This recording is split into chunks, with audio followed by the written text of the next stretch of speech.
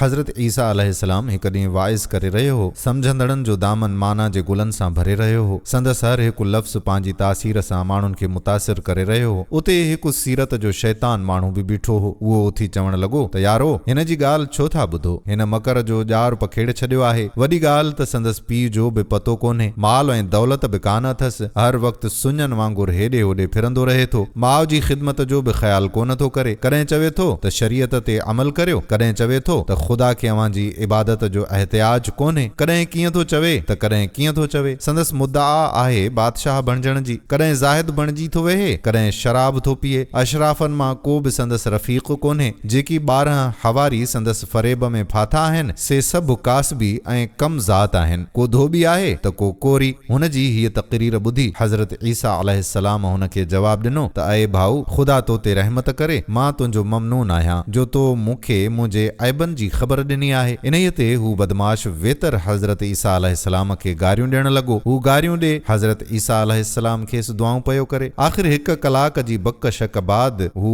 कक थी पाण मुरादो हलियो वियो। हिकु हवारी रूहुल्लाह खे चवण लॻो त हज़रत, हू करे पियो सख़्ती ऐं जफ़ा, अवां वरी हुन खे कयो पिया दुआ ते दुआ। हुन खे सख़्तीअ जो जवाब सख़्तीअ सां ॾिजे हा। खेसि ख़ल्क़े ख़ुदा में ख़राब कजे हा। हज़रत ईसा अलैहिस्सलाम चयो त यार, मां लाचार आहियां। जो कुझु अंदर में हूंदो सो ई ॿाहिरि ईंदो। ख़ुदा ताला मूं में रहमत भरी आहे। मां कंहिं ते बि सख़्ती करे नथो सघां। नेक खां नेकी ऐं बद खां थिए बदी। चवंदा आहिनि न त चङा कनि चङायूं, बुरायूं बुरनि। जो वड़ जुड़े जिनसी, सो वड़ से ई कनि।